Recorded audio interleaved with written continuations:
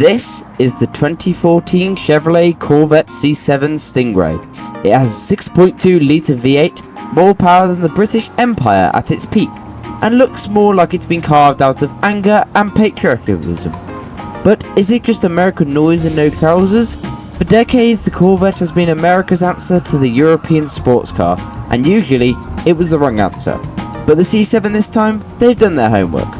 Gone are the soft lines and plastic fantastic interiors. Now it just looks like a jet fighter that's had a midlife crisis and bought itself a gym membership.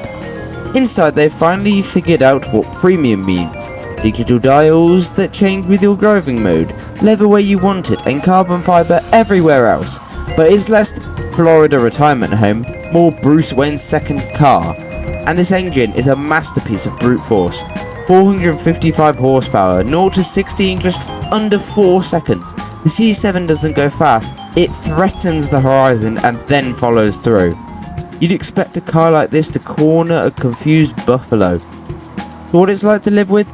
Well, the ride is firm, the fuel economy is tragic, and the rear visibility is roughly the same as World War II tank, but it doesn't matter, because every time you press that red start button it reminds you that this isn't just a car, it's a weapon, a symphony of pistons and ego. And here is the thing, this car costs less than a base Porsche 911, yet it'll drag out most of them and, make more noise doing it. It's not subtle, and it's not sensible, but the Corvette C7 is glorious, and a world of bland efficiency, that makes it a hero. Right, it's time for the news, and first up, Formula 1, because apparently we're still pretending that Monaco is a race, and not just a very expensive game of follow the leader. Now, Max Verstappen has won so many races that Red Bull's pit crew are reportedly being replaced with a coffee machine and a Spotify playlist.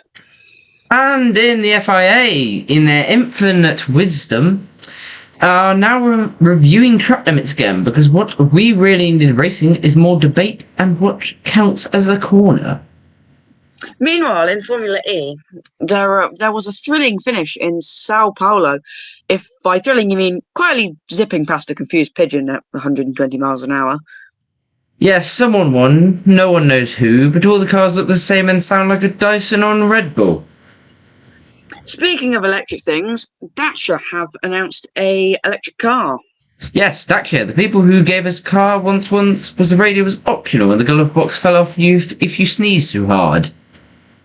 And they've confirmed it'll be Europe's most affordable EV, which means it'll be made of cardboard, powered by optimism, and have a range of maybe.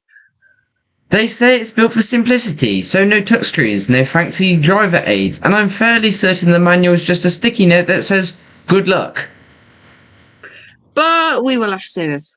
Dacia are doing what most car makers aren't. Giving people what they need. A cheap car which gets you from A to B, without having to sell a kidney or subscribe to heated seats. BMW. Although, if they do a Dacia Spring RS, we're done. Yeah, we are. And that's the news. Now, we're going to be giving accounts for our reasonably priced car around our test track. I hear that it's quite fast, but I don't know. We'll have to hand it over to the Tamed racing driver to see if he can do a lap in the reasonably priced car before we send out our majestical guest. Some say he was actually banned from Tesco for trying to nick a box of fish fingers, but he was actually caught nicking a fillet. Right, here we go with the Renault Clio. And it's off the line. It's a small hatch, so we're not expecting fireworks here, but let's see how it handles. To the first corner now. Smooth, no drama.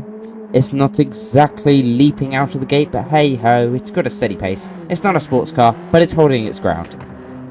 Now heading round another corner, just a little bit of understeer there, nothing too alarming, just a slight little twitch. The Clio's doing what it's meant to be doing. It's reliable, not race winning, though through the chicane, no surprises, just steady, predictable, maybe a little bit more body roll than we like.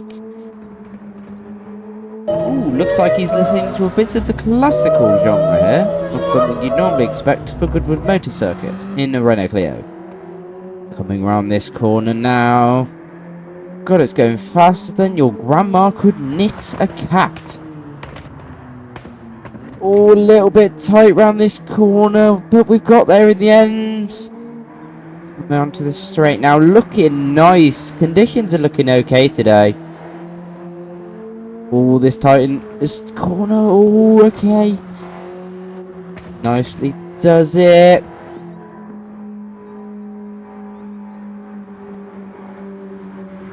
Coming up, oh, looking quite nice here. Coming on to one of the final stretches of our track. Oh, and it's going quite quick there. Round the final corner. It's across the line in 1 minute 48.9. I thought it did pretty well there on the track. A few tight corners, but it was okay. Anyway, that is all for this today. But we will be back with more car reviews, more trips, and more adventures very, very soon. I do hope you've enjoyed watching, and we will see you all soon. Goodbye!